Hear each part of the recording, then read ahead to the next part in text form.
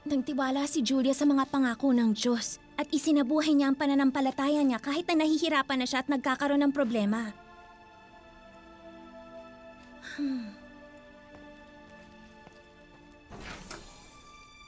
Ikinagagalak din natin ang mga kahirapang ating tinitiis.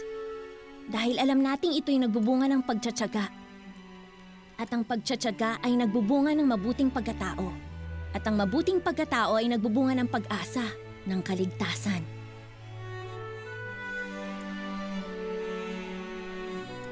Pinagbuti ko ang aking pakikipaglaban. Natapos ko ang dapat takbuhin. Nanatili akong tapat sa pananampalataya. Kaya ngayon, naghihintay ang gantimpala. Ang korona ng namuhay na matuwid na ang Panginoon na siyang makatarungang hukom. Ang siyang magpuputong sa akin sa kanyang pagbabalik.